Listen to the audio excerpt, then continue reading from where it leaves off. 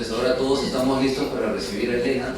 Lo que vamos a presentar el día de hoy son 8 temas que hemos identificado con el fin de ver cuál es la implicancia desde el punto de vista tributario.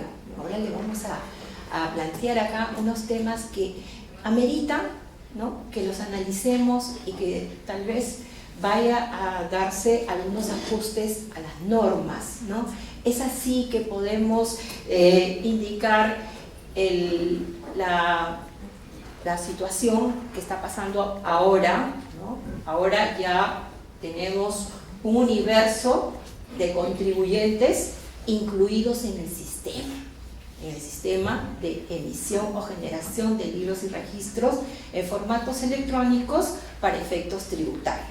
Entonces, si nosotros ya tenemos un universo mayor de contribuyentes, digamos, obligados, incorporados o generadores con las denominaciones que se manejan actualmente, podemos decir que esto que facilita a la administración el cruce de información, ¿ya? Entonces, a raíz de la resolución 031-2016, ¿no?, la resolución de SUNAT que amplía su facultad de discrecionalidad, ¿no?, ha marcado 2 fechas, ¿no?, para la aplicación de la facultad de discrecionalidad. Para los contribuyentes que están ya incorporados o obligados o de forma voluntaria en el sistema a 31 de diciembre de 2015, para ellos la discrecionalidad se le ha ampliado hasta el 30 de septiembre. Para todos aquellos contribuyentes o afiliados o incorporados a partir del 1 de enero del 2016, esta facultad se ha extendido al 30 de diciembre, ¿no? Entonces, se comenzó a decir, pero ¿por qué esta diferencia?, ¿no? Entonces empezaron de repente los IPCN que ya tienen contabilidad completa electrónica, dijeron, pero a mí me estás incorporando el anexo 6, que es donde están los libros con mayor complejidad.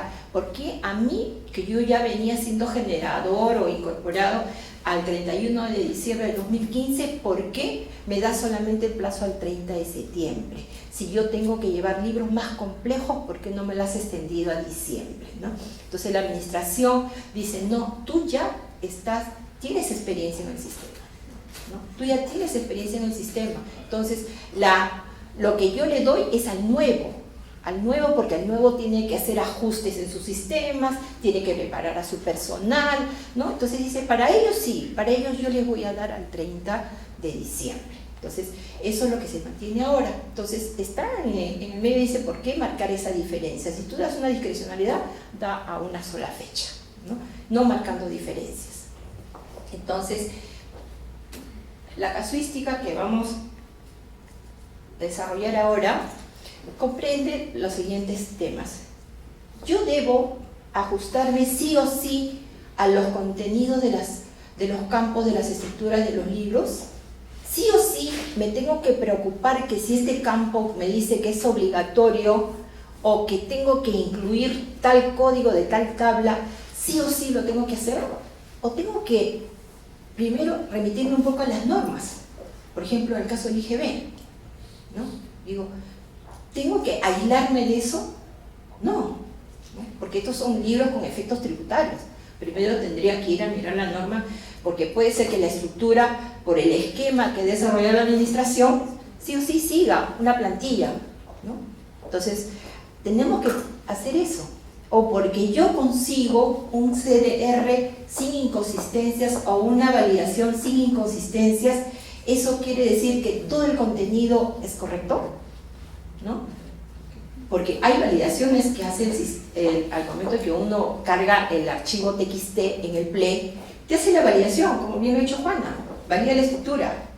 Pero, ¿qué pasa? Que a veces estamos mandando información inconsistente, ¿no?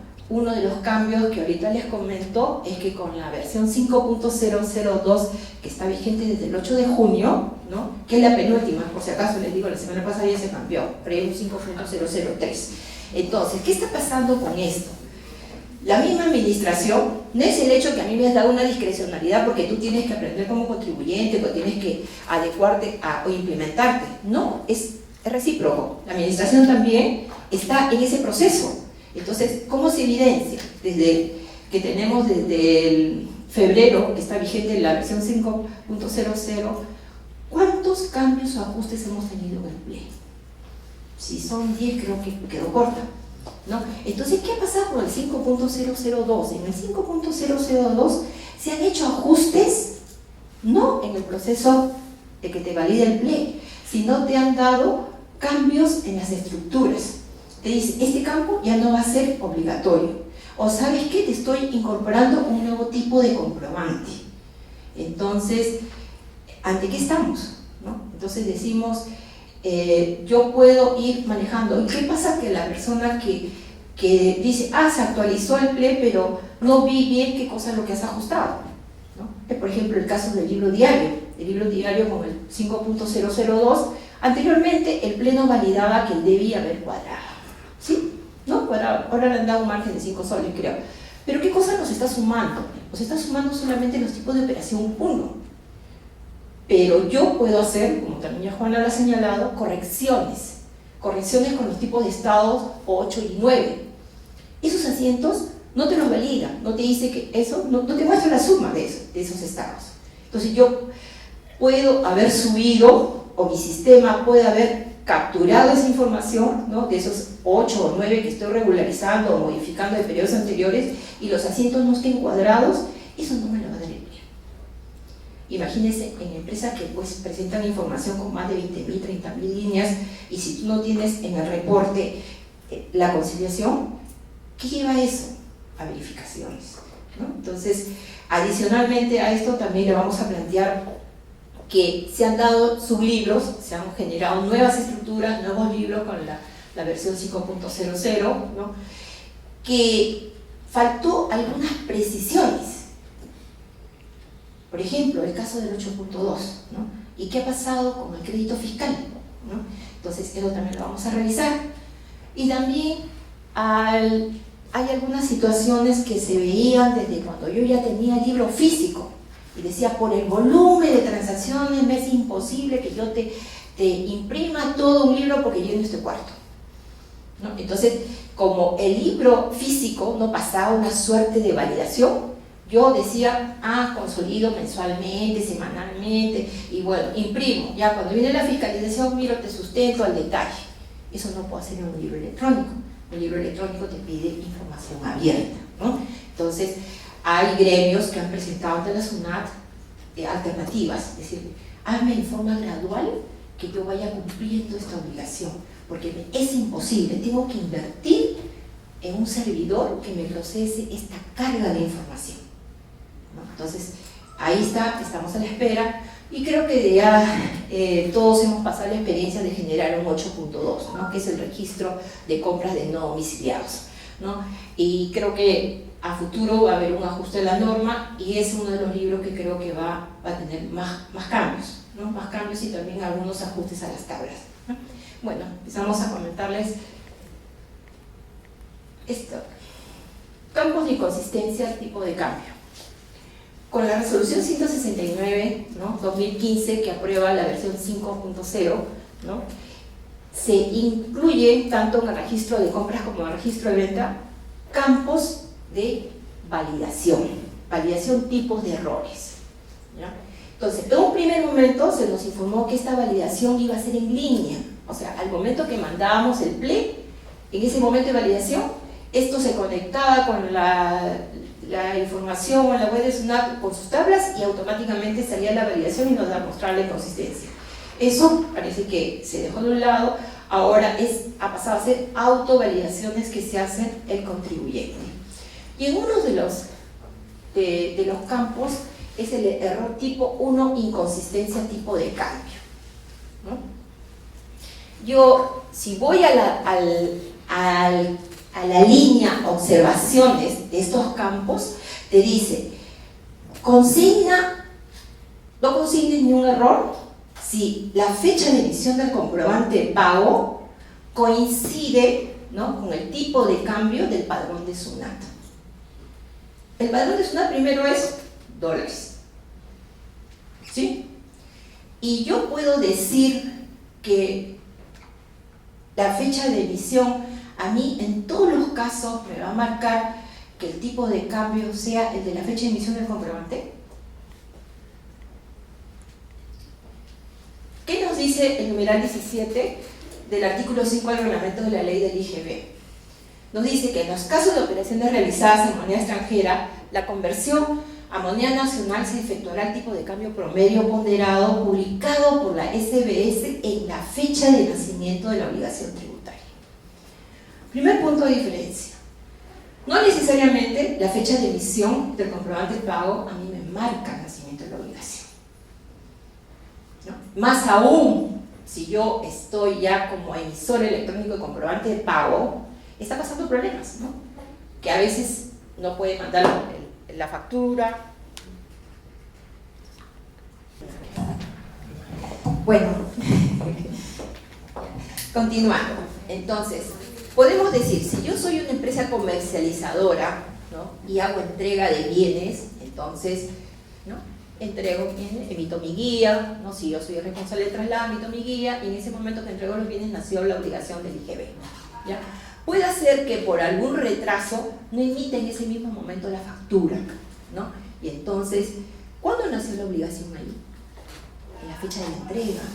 Entonces, si bien es cierto, yo puedo emitir la factura, ¿no? Y ahora le está pasando a muchos emisores electrónicos que a veces hay demora o SUNAT le envía una información, le dice documento válido, después le dice que no es válido, o simplemente no llega a retornar, ¿no? El comprobante emitido. Entonces, ¿qué tiene que hacer ahí el contribuyente? El contribuyente tiene que cumplir con declarar, ¿no? El IGB de esa transacción porque ya nació la obligación. Más aún si estamos en un cierre del mes, ¿no? Y la factura se llega a emitir al mes siguiente. Entonces, esa factura va a tener otra fecha. Entonces, que cuando yo consigne o haga mi registro de ventas, esa factura va a tener una fecha de emisión, pero el tipo de cambio ¿va a corresponder a esa fecha de emisión? No, va a corresponder a la fecha que yo entregué. Entonces, por lo tanto, que cuando yo valide ese campo, porque es un campo de autovalidación, yo tendría que poner el 1, porque no me va a coincidir esa fecha de emisión con el padrón de la SUNAT, ¿no? Ese es un primer punto. Y acá nos dice publicado por la SBS. Todos sabemos que la SBS hace 2 publicaciones y las 2 son oficiales, ¿no? Entonces, la de la SBS hoy día, a las 5 de la tarde, ya publicó al cierre de hoy. Mañana lo publicará en el diario peruano. Entonces, son 2 publicaciones que son plenamente válidas, ¿no? Porque puede suceder que en un feriado o un sábado no haya publicación del diario peruano, pero yo, empresa, comercializo el sábado. Entonces, yo tranquilamente puedo hacer el tipo de cambio publicado al cierre del viernes, ¿no? Y estoy cumpliendo con la norma. Ante toda esta discusión que hay, SUNAT se pronunció en un informe del 2009 y que dice yo puedo usar indistintamente, ¿no? Entonces, ¿qué pasa con ese campo, ¿no? Autovalidaciones que están en el registro de ventas y registro de compra electrónico, que me dice tú tienes que comparar la fecha de emisión, ¿no? Con el padrón que publica SUNAT cada mes? Entonces, yo tendría que poner, si no tengo diferencias entre esa fecha de emisión, no pondré ni una observación. Si en caso yo, bajo mi criterio, yo dije, no, para mí la obligación es en una fecha distinta a la fecha de emisión, pondría el 1, ¿no? En sus mismas preguntas frecuentes, SUNAT dice que el mismo contribuyente hace estas autovalidaciones ¿para qué? O sea, ya está reportando a la administración. Está reportando. Nada. Ya, ok. Está reportando a la administración que hay una inconsistencia. Entonces ya está advirtiendo a la administración que no le considere, dice, en las fiscalizaciones electrónicas parciales. Porque yo ya reporté que mi tipo de cambio no necesariamente es igual. Es más, si tomamos un poco la precisión que ha hecho Juana, nosotros podemos tener transacciones no solamente con dólares, podemos tener con diferentes tipos de monedas Entonces yo puedo tener el tipo de cambio de la moneda de origen que me generó la reexpresión a moneda nacional. Entonces ahí no puedo hablar yo de comparar con el padrón que publica SUNAT. Uno de los temas del PLE, y les sugiero que hagan la prueba, es que el PLE no valida calidad de información, ¿no? O por ejemplo, si yo estoy ante un registro de ventas, un registro de compras, ¿no?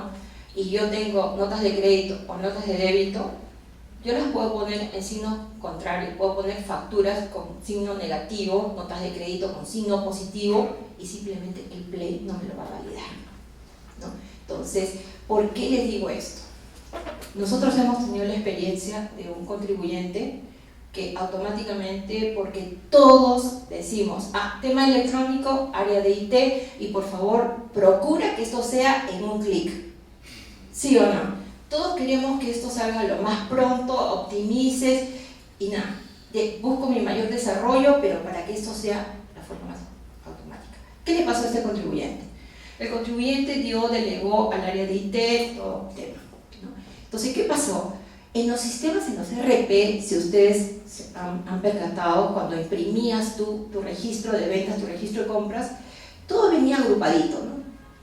Facturas, por tipo de comprobante, tickets, notas de crédito, y todos estaban en signo positivo. ¿Sí? En signo positivo. Entonces, ¿qué es lo que hacía el RP? Solamente suma los subtotales, ¿no? Y lo que tenga que ser negativo lo restará, y todo lo que sea positivo. Entonces, jalaron el sistema sin percatarse que todas las notas de crédito pasaron al PLE con signo positivo. ¿Ya? Y así lo enviaron, ¿no? Entonces, cuando ha venido la segunda revisión, se dio cuenta que según el PLE tenía una base imponible muy diferente a lo que se había declarado, ¿no? Entonces también es a tener en cuenta que como ya desde el PLE versión 5, automáticamente cuando presentamos y cumplimos con presentar tanto el registro de ventas, el registro de compras, antes del vencimiento, esto genera ya un formato virtual, el 621. Entonces, si nosotros queremos ver que efectivamente hemos reportado lo correcto, siempre mirar ese formulario, ¿no? Porque ahorita todavía está costando un poco salirnos del PDT, ¿no? Entonces, eso es lo que sucedió a esta empresa, ¿no? Cuando empezamos a liquidar, a revisar, vimos que lo que había cargado en el formulario virtual era una base imponible totalmente diferente a lo que se revisaba desde un libro físico, no físico, no, sino desde la base de datos, pero considerando los tipos de comprobante. En el libro diario sí hay una suerte de que no te aceptan importes negativos, pero en los principales libros, que es el compras y ventas, que son los más recurrentes, no le hace esa validación por tipo de comprobante. Una de las imprecisiones, cuando se dio la 169-2015 y modificado por el 361, es que no se precisó cuál era el fin del 8.2, ¿no? El 8.2 se vio como un libro adicional al registro de compras. ¿Qué pasó con los contribuyentes? Los contribuyentes que han hecho han diferenciado 8.1, todo lo nacional, 8.2, todo lo importado, y no consideraron los comprobantes de pago que daban derecho a crédito fiscal al 8.1, ¿no? Entonces, esa imprecisión, ahora todos sabemos que ese 8.2 tiene el carácter netamente informativo, ¿no? Informativo, y que te relaciona el crédito fiscal, ¿no? Que está en el 8.1. Es uno de los libros que tiene mayores limitaciones. ¿Que ha generado omisiones? Sí, está generando omisión porque yo no consideré el crédito fiscal de no domiciliados, ¿no? Porque en el 8.2 no se consigna ni un importe del IGB por el no domiciliado. Si bien es cierto, vamos a ver una casilla que dice retenciones, eso es específicamente para una determinada transacción del artículo 10 del IGB. No tiene que ver nada con los créditos fiscales por operaciones con no domiciliados, ¿no? Entonces, es importante que tomemos en cuenta esto, ¿no? Hay muchos contribuyentes que están esperando algún pronunciamiento de la Administración Tributaria sobre esta situación, porque hay empresas que, dado el volumen de sus importaciones, les está generando una omisión muy importante, ¿no? Ahorita todavía no tenemos un pronunciamiento de la Administración. ¿Cuál va a ser la solución para aquellos que consignaron en el 8.2 este crédito fiscal, ¿no?, por no domiciliado? ¿Por qué planteo esta situación? Cuando nosotros vamos a esta famosa tabla 31, ¿no?, y en el campo 33 que nos pide tipo de renta, ¿no?, nos íbamos a esta tabla, a la tabla 31, y decíamos, ¿de dónde han sacado estos códigos?, ¿no? Nos llamaba la atención y veíamos que todas las transacciones estaban referidas a renta de fuente peruana grabada. No encontrábamos en ninguno de los casos operaciones con no domiciliados que no estaban sujetos a la retención del impuesto a la renta, ¿no? ¿Y qué fue? Entonces, al comunicarse con SUNAT y la mayoría de empresas decirle, ¿qué hago? Yo tengo esta transacción que no está sujeta. Entonces, cuando se fue investigando, si nosotros vemos una estructura de un convenio para evitar la doble imposición, toda esa codificación que hay por los tipos de renta es la que está en la tabla 31. ¿Ya? Entonces, en vista de que hubo una omisión de consignar, ¿no?, un código para aquellas transacciones que no están sujetas a retención, la Administración, vía pregunta frecuente, dijo, no, ponme en ese caso 00. ¿00 qué es? Compra de bienes, ¿no? Extraoficialmente nos han informado que este libro, el 8.2, se va solamente a ceñir a servicios con no domiciliados. Ya no se va a solicitar información por las importaciones. ¿Por qué? Porque la SUNAT es la misma que controla y liquida y tiene la información de la factura relacionada con la importación. Entonces, extraoficialmente sabemos, esperamos que cuando venga el ajuste, tal vez ya no tengamos algunas dificultades, ¿no?, en el proceso de relacionar una DUA con la factura de no domiciliado. Y, como les indicaba, ¿no?, vía actualización o versiones del PLEC se están regulando los campos de la estructura. Con la versión 5.002, que fue dada el 8 de junio, este campo ya no es obligatorio. Porque este campo era sí o sí obligatorio, ¿no? El registro de activo fijo es un formato 7, que tiene 3 sublibros, ¿no? Uno de los sublibros es el del registro de activos detalle de diferencia de cambio. Entonces, la pregunta, ¿y de dónde saco? ¿Qué cubo le pongo? ¿No? Entonces, acá viene. Este sublibro no se relaciona con la contabilidad, ¿no? Entonces, pero sí, nos pide información, ¿no?, como que proveniera de registros contables, ¿no? Entonces, dice, pero tengo que presentarlo. Si yo, por ejemplo, hasta el 31 de diciembre activé diferencias de cambio y todavía estoy adicionando o deduciendo vía la declaración jurada la parte proporcional de la vida útil, ¿no?, que le resta el activo fijo, ¿no?, tengo que cumplir con mandarlo. Entonces, sugerencia. Primero tengo que fijarme que si el activo lo tengo, ¿no? El activo lo tengo que tener, si no ya esa diferencia de cambio se me ha ido a través del costo, si ya lo vendí. Entonces primero tengo que ver, ¿cómo lo puedo relacionar? No hay un cubo, no hay un cubo, porque esto es solamente papeles de trabajo de la declaración jurada. Entonces, ¿qué puedo hacer? Puedo, como si ese libro, ese activo existe, ¿dónde lo estoy consignando? En el formato 7.1. Entonces, ese sí tiene un cubo. Y si estoy remontándome al 31 de diciembre de 2012, ¿en qué está? En el saldo inicial. Entonces, ¿qué puedo hacer? Referirme al cubo del saldo inicial de ese activo fijo y relacionarlo con el código. Pero acá viene el otro tema. ¿Quién tiene al detalle por activo la diferencia de cambio activada. ¿Qué hicieron en cada momento que se suscitaba? Tenía la factura, este está relacionado con activo fijo, ya calcúlale, ¿cuánto es la diferencia de cambio? Ya, adiciona a la declaración jurada o deduce, ¿no? Eso es lo que se hacía. Pero había un trabajo fino de ir atribuyendo a cada activo. Tal vez en el físico yo salía de paso y lo ponía en una sola línea, pero ahora en el electrónico no, porque a mí me está pidiendo el código del activo.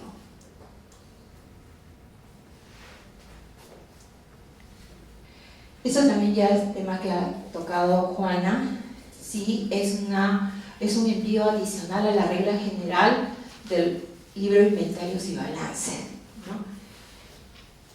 Acá todos sabemos que sí estoy obligado a enviar el libro, ¿no? Si yo soy un IPCN, ojo, IPCN, que tengo ingresos superiores a 3.000 UITs y que estoy obligado a llevar el libro, y opto, ¿no?, por hacer una modificación o suspensión en mis pagos a cuenta y que estoy obligado, acá estamos tocando solamente para aquellos que es el 30 de abril o 31 de julio, donde medie el envío a través del PET 625, ¿no? Entonces, con esta resolución 140, ¿no?, dice, señala en su artículo 5 que los contribuyentes que ejercieron esta opción, ¿qué tienen que hacer? Anotar. Dice, ¿qué anotas? Estado de ganancias y pérdidas. Este libro, Inventarios y Balances, tiene 23 sublibros. Uno de ellos es el estado de ganancias y pérdidas. Si la norma a mí me dice, envía tu estado de ganancias y pérdidas, yo solamente enviaré el estado de ganancias y pérdidas, ese libro. Los 22 demás mandaré sin información, ¿no?, porque no me está precisando, ¿no?, al 30 de abril, ¿no?, o al 31 de julio. Pero acá la cosa está un poco más complicada. Plazo. En la resolución de superintendencia de la 286-2009, que es la norma madre, marco para todo lo que es libros y registros electrónicos, norma que se dio en complemento a la 234-2006. En su artículo 7 de esta 286-2009 nos dice, esto es una obligación adicional que tienes que cumplir y te vas a remitir en cuanto a los plazos de atraso máximo al anexo 2 de la 234-2006. Pero, ¿qué ha pasado con este anexo 2 referente a los plazos de atraso de envío, ¿no? En ese momento era balance. Cuando estábamos, ¿se acuerdan? Antes de que haya el cambio en el 2012 de los sistemas de pago a cuenta, que pasamos al 1.5, ¿no? Y también se cambió la forma de hacer la suspensión con los estados financieros. En ese momento te decía el balance, ¿no? Y tenías a enero y a junio. El anexo 2, referente a esto, se ha quedado con enero a junio.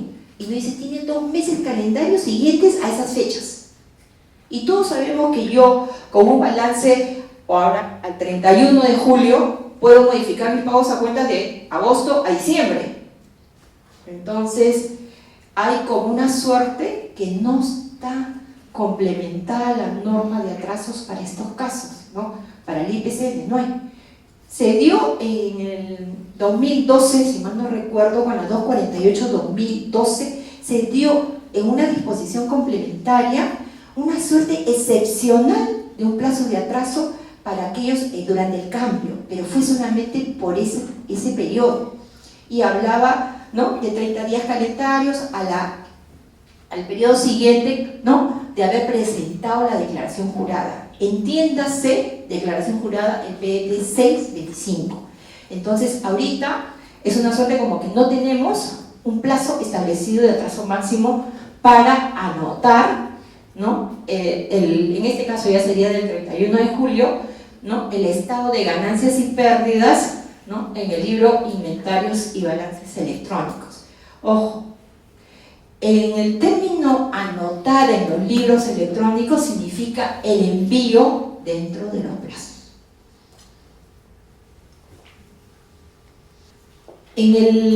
Durante ese ejercicio 2016, la SUNAT ha hecho 2 incorporaciones, ¿no? Cuando hablamos de incorporados estamos hablando de PRICOS. Puede ser PRICOS regionales, zonales, ¿no? o los IPCN, que son los PRICOS de la Intendencia Nacional, ¿no? Entonces, una fue en febrero y otra que ha sido hace poco, que son a partir de agosto. Entonces, lo que ingresaron en febrero, la norma te dice desde cuándo estás incorporado al sistema. O sea, estás designado como PRICO a partir de, digamos, de febrero, pero incorporado al sistema tienes que contar los 4 meses siguientes. Entonces, si contamos marzo, abril, mayo, junio, desde junio ya estás incorporado. Desde junio, para los libros que se generan de forma mensual, y estás incorporado por el año en que fuiste incorporado. Entonces tú dirías, el inventario y su balance, que es anual, lo tengo que sacar por el 2016. Registro de activo fijo, por el 2016. Pero ¿qué pasa con el inventario permanente valorizado? ¿No? Si bien es cierto, con la 169 se dijo que el envío iba a ser de forma semestral, no quiere decir que yo genero un libro con 6 sublibros, ¿no? Y de forma semestral, no. Es un libro que se genera de forma mensual. Entonces, mensual. Entonces, la norma que indicó, de enero a junio, yo te voy a dar un plazo de atraso máximo de 3 meses. Entonces, a septiembre, ¿no? Los IPCN que están obligados a llevar el inventario permanente valorizado tienen que cumplir con el envío de los 6 libros. Pero eso no quita que ya puedan ir enviando ahora. El plazo máximo está hasta septiembre. Entonces, para aquellos que fueron incorporados a partir de febrero, están obligados a generar este libro a partir de junio, ¿no? A partir de junio del 2016. En un primer momento hubo el pronunciamiento de la administración en el cual decía, como tú ya estás incorporado en el semestre, en el primer semestre, me envías el semestre.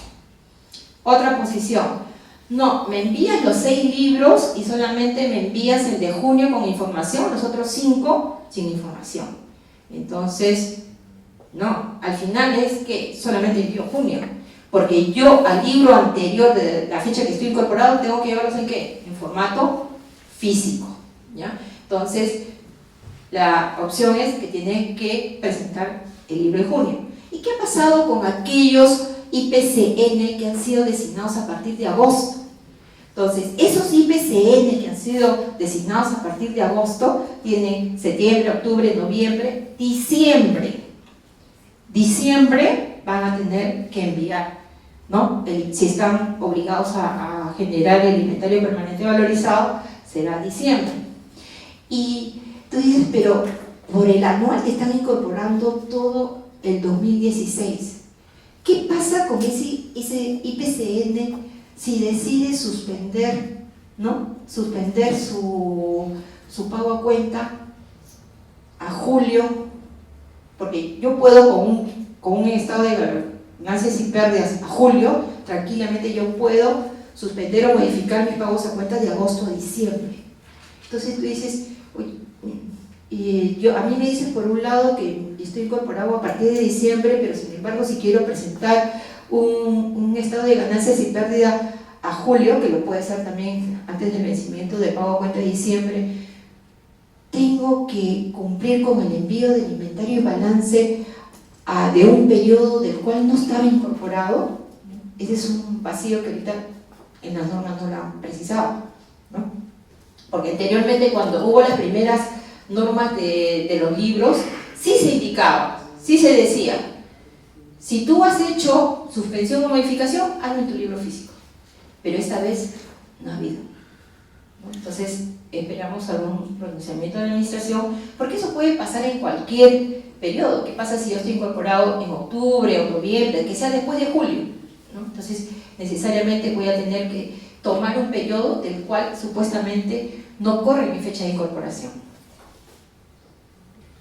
Este es un tema que en algún momento se analizó acá en el IPDET, pero se vio desde el punto de vista del formato físico, ¿no? Nosotros sabemos que este método de valorización inventario al detalle por menor es aquellas empresas que venden mayormente como minoristas, ¿no? Son grandes empresas, son hasta IPCNs, ¿no? Entonces el método es un método aprobado, que está considerado en el artículo 62 del impuesto a la renta, en el inciso C, pero tampoco se regula cómo se lleva este método, ¿no? Entonces nos remitimos a la NIC, ¿no? A la norma contable, y nos dice cómo es sobre el total de ventas menos un margen bruto, llego al costo, y sobre el costo puedo estimar cuál es el importe del saldo final. Asimismo, el artículo 35 y dice que aquellos contribuyentes cuyos ingresos del ejercicio precedente son superiores a 1.500 UIT tiene que llevar un sistema de costo, el que se incluye el registro de inventario permanente valorizado. Las normas de los registros electrónicos, que nos dice en el numeral 11 del artículo 13. El registro de inventario permanente valorizado, dice, es un registro mensual de la información según el anexo 2, formato 13.01, por cada tipo de existencia, entrada y salida física de cada tipo de existencia en cada almacén, sustentada en comprobantes de pago y o documentos, ¿no? Nos dice cuál es el control que tiene que. Y nos remitimos a esta resolución, ¿no?, del Tribunal Fiscal de Observancia Obligatoria, donde se dijo, no interesa tu actividad, ¿no? Así seas tú minorista, manejes 15.000, 20.000 items, y tengas que imprimir 50.000, 60.000 páginas, eso no. Tú estás obligado a llevar el registro, ¿ya? Entonces, la problemática que se daba en el formato físico, todos decían, que venga el electrónico y lo soluciona. No, permanece. O sea, sí o sí, yo tengo que llevar en mi formato electrónico, pero ¿qué está pasando con las empresas? Las empresas, ¿qué están haciendo? Dicen, no, definitivamente mi servidor me impide hacer tal carga de información, ¿no?, de tal carga de información y de procesar, ¿no?, para cumplir. Estoy de acuerdo, dices. ¿Por qué? Ellos no se preveían, como les decía, en el formato físico yo podía estar consolidado de forma mensual, y cuando pasaba una fiscalización decía, mira, acá lo tengo abierto, si tú me exiges que yo lo imprima, lleno este cuarto, ¿no? Entonces, de la zona también ahí aplicaba poco su discrecionalidad, y bueno, decían, no, sí, perfecto, y lo revisaba, ¿no? Aplicaba otros procedimientos y lo validaba. Pero ¿qué está pasando con el electrónico? El electrónico yo no puedo consolidar información. Esa es una de las limitaciones que tenemos en todos los libros, ¿no? La máxima consolidación que se pide en el libro diario es de forma diaria, y es más, te dice, si lo consolidas, tenme un sistema donde lo tenga yo abierto, pero en la misma estructura. O sea, al final no hay consolidación, ¿no? Entonces, lo que están haciendo es un grupo de empresas, ¿no?, que tienen este problema de carga de información muy al detalle, ¿no?, y de volúmenes importantes. Han solicitado a la administración que por favor esta obligación se dé de forma gradual, mientras que ellos van preparando sus sistemas, ¿no?, sus soportes para poder cumplir. ¿Ya? Porque la misma descripción, como lo establece la resolución 286, nos dice que es sustentadas en comprobante de pago. Si nosotros vemos el registro de inventario permanente valorizado, tenemos 6 tipos de operación en los cuales no podemos hacer uso de un tipo de comprobante 00. Tiene que ser de los tipos comprobantes que están en la tabla 10.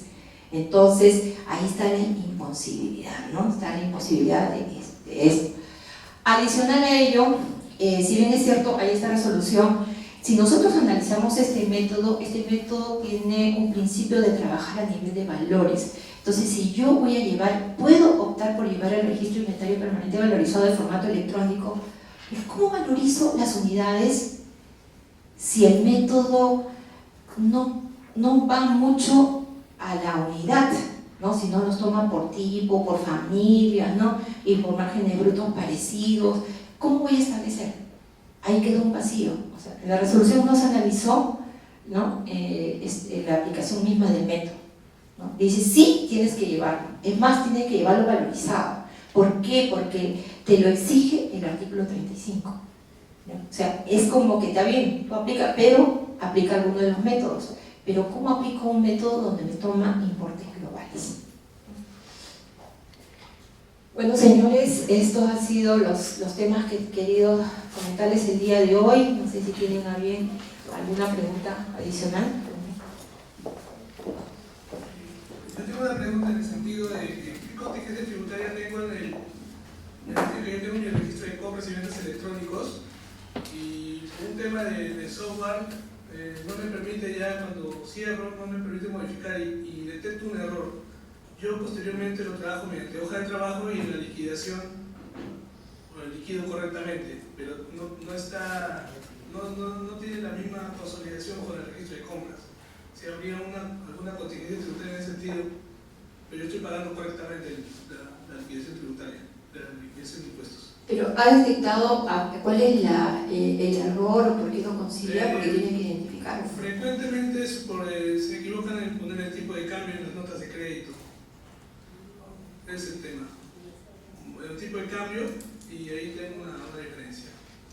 Ya, o sea, pero si lo tienes en papeles de trabajo, pienso que es válidamente aceptado por la administración, ¿no? Porque con eso es lo que estás haciendo el registro contable.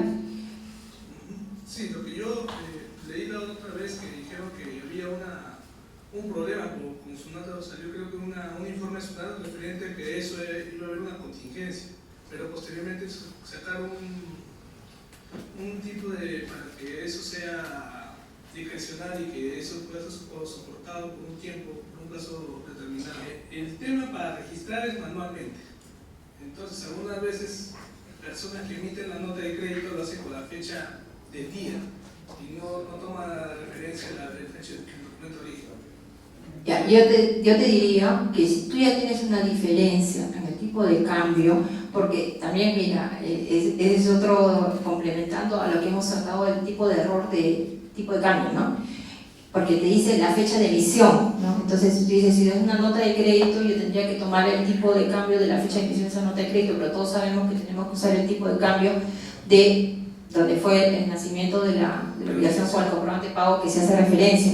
Pero ahí tienes un campo que se llama 1, le tendrías que poner en ese campo 1 que hay alguna diferencia con el tipo de cambio que estás haciendo, no sé si es que tienes alguna limitación, y creo que sería plenamente válido tú sustentar en un proceso de fiscalización o alguna de estas cartas inductivas, ¿no? Porque tú ya evidenciaste a la administración que tienes una diferencia. Sí. Pero no puedes tú modificar el archivo, no, porque tendrías que hacer un asiento contable, ¿no? Porque así queda en tu contabilidad.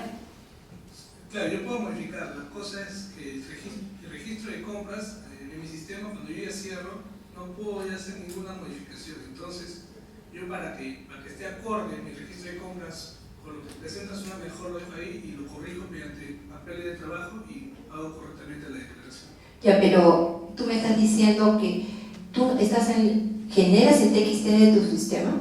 Sí, el TXT de mi sistema. Ya. Pero, ¿qué pones en el campo de tipo de cambio, de error de tipo de cambio? No, simplemente lo presento y posteriormente yo son de la declaración lo hago correctamente. Lo que sí te anticipo, y eso lo puedes encontrar en preguntas frecuentes, que eso te puede llevar a una inconsistencia y que el SUNAT te pueda pedir una explicación, porque simplemente no indicaste que ahí había una diferencia. Al menos yo pienso que yo consignando que tengo alguna diferencia en el tipo de cambio aplicado, ya estoy evidenciando ante la administración, ¿no? Que hay algo que tengo que explicar y que esté en papel de trabajo y que va a haber una diferencia con el importe liquidado. Con relación a la presentación del estado de ganancias y pérdidas para efectos del cambio o suspensión del coeficiente, cuando el artículo 85 nos hace referencia a presentar ese estado de ganancias y pérdidas y la resolución de superintendencia, la 140 del 2013, nos indica la obligación de la anotación del estado de ganancias y pérdidas en el libro de inventarios y balances.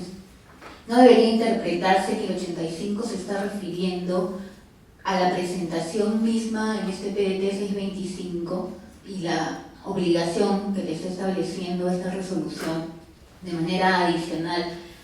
Con la simple anotación no hay una obligación, digamos, de presentación, sino que estaríamos alineándonos al vencimiento normal o regular que tiene este libro para efectos de cumplir con esa obligación.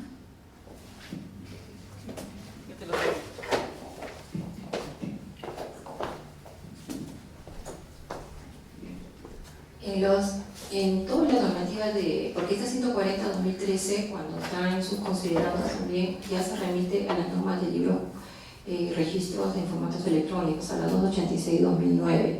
Asimismo, se ha establecido qué significa anotar en el mundo electrónico. En el mundo electrónico significa envío dentro de los plazos, ¿no? Entonces, está considerado como requisito adicional, que también lo considera la 286-2009 en su artículo 7, que es un envío, porque habla de envío adicional a lo regular.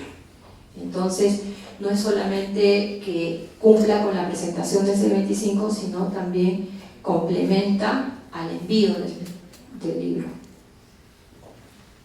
Dentro de la mecánica general del libro diario tiene que haber un asiento de cierre al cierre y el asiento de apertura al inicio. Pero en el sistema SAP no existe asientos de cierre ni apertura, por la misma mecánica y estructura del SAP. La SUNAT ha impuesto multas y sigue imponiéndolas porque no tienen tales asientos. En un caso se hizo manualmente el asiento de cierre y el asiento de apertura y se pegó manualmente, y SUNAT parece que no se dio cuenta y pasó. Pero debe dictar la multa y se pagó con infracción. ¿Qué podemos hacer? Un sistema como SAP que cada día empieza a usarse más en nuestro medio, y como repito, no tiene ni asientos de cierre ni apertura, y la multa va a estar ahí latente siempre. Yo pienso que una limitación a un sistema no te exonera del cumplimiento, ¿no?, de las exigencias de las normas. Normalmente en ese caso, ¿qué hacen las empresas? Normalmente las empresas que sacan su balance de comprobación al máximo detalle al cierre, entonces eso hace que genere tal vez los saldos que tengan en ese momento, hacer un asiento de cierre que el mismo va a ser para el ejercicio siguiente el asiento de apertura. Pero ahora que toca el tema de asientos de cierre, y todos nos ha llamado mucho la atención, es que ver un registro de activo fijo o un inventario permanente valorizado en que nos consignan un tipo de movimiento de cierre. Entonces nosotros vemos que también hay que tener cuidado, que hay las plantillas o las estructuras de los libros cumplen un formato estándar para todo, pero no con ello nos va a exigir que, por ejemplo, en el libro inventario permanente valorizado tengamos que consignar una operación de cierre, que no existe, igualito que en el activo fijo, ¿no? Son registros operativos, ¿no?, que no necesariamente podamos darlo a recoger un tipo de asiento de cierre.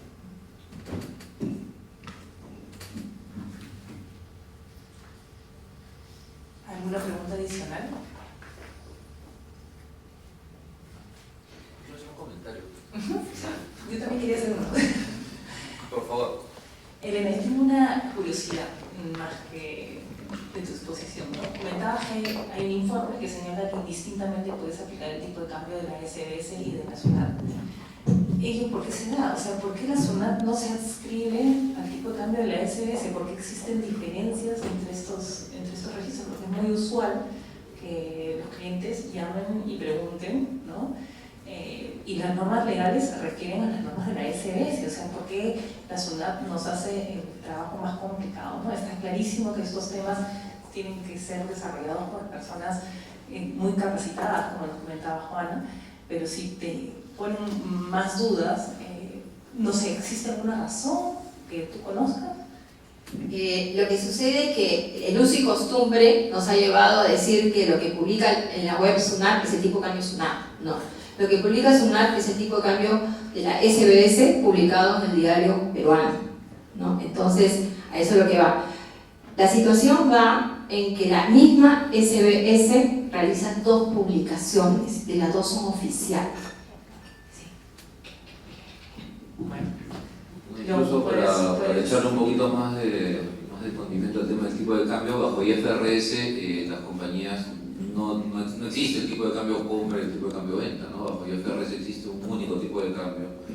Muchas compañías que reportan fuera utilizan ese único tipo de cambio y después tienen el problema de no tener el tipo de cambio compra o el tipo de cambio venta, ¿no? En adición al problema de los dos tipos de cambio que tenemos vigentes. Entonces hay una serie de situaciones que hoy nuestra legislación no recoge y que esperamos pues, que en el tiempo se vayan afinando. Y más que una pregunta, yo tenía una reflexión final en relación a todo este tema electrónico, ¿no? Ya estamos en medio de la factura electrónica, tenemos los libros electrónicos y también ya tenemos regulación sobre la fiscalización electrónica, ¿no? En otros países como México, la declaración de impuestos también vamos a terminar en que las adiciones y deducciones que consignemos en la declaración jurada también hagan referencia a nuestros libros electrónicos, ¿no? O a que este balance de comprobación que reportamos también pueda linkearse con los libros electrónicos, ¿no? Con lo cual, a futuro, lo que va a ocurrir es, como ya viene ocurriendo en México, que ustedes reportan la declaración y de los propios libros se pueden hacer consistencias y SUNAT simplemente, o la autoridad tributaria, preguntar por qué existe esta inconsistencia, y para ello ya tienen una legislación como la de fiscalización electrónica, a través de la cual ya se pueden hacer estas preguntas, ¿no? Entonces, el futuro en realidad es, ya tenemos que incorporarnos más en el tema electrónico. Probablemente en el mediano plazo en nuestros departamentos de impuestos no solamente vamos a tener contadores tributaristas, abogados tributaristas, sino también gente de sistemas, no de sistemas de la compañía, sino de gente de sistemas que apoye directamente en el área de impuestos para poder cumplir con toda esta regulación. Y como mencionaba Juana, hoy día estamos acostumbrados a reportar el libro electrónico, luego liquidamos los impuestos. Y en realidad la liquidación de impuestos ya se está dando previamente al reporte del libro electrónico, ¿no? Entonces las revisiones de impuestos no se deben dar en la fecha de vencimiento de las obligaciones, sino en la fecha de los reportes electrónicos que se envían a la autoridad tributaria, con lo cual mucho de nuestros procedimientos van a ir cambiando en el tiempo, ¿no? Y seguramente vamos a ir mutando nuestros departamentos de impuestos hacia áreas donde haya tecnología ya in-house para específicamente el tema de impuestos, ¿no? Y bueno, ese es el futuro y hay que prepararnos para eso, ¿no? Entre tanto, creo que Kitty tiene que hacer también una mención adicional. Bueno, yo quería invitarlos a la siguiente asamblea académica que se va a realizar el martes 23 de agosto, dentro de un poquito, y en esta ocasión el tema va a ser la aproximación a la incidencia tributaria de las NIFs 15 y 16. Permítanme leerlo para no incurrir en ninguna equivocación. La asamblea tendrá una primera parte dedicada al entendimiento de las novedades que nos trae la NIF 15, ingresos de actividades ordinarias procedentes de contratos con clientes, y la NIF 16, arrendamientos, a cargo de los expositores Juan Paredes de EY, Daniel Oliva de PwC y Carlos Valle de KPMG. A continuación, en la segunda parte, un panel de especialistas en materia tributaria, que son parte de nuestro consejo directivo, comentarán desde el punto de vista tributario estas normas contables. En esta ocasión será el doctor John Casas, que nos acompaña, la doctora Beatriz de la Vega, que también nos acompaña, Jared Luyo y Julio Pino. Los esperamos y esperamos su pronta inscripción en el mismo. Gracias.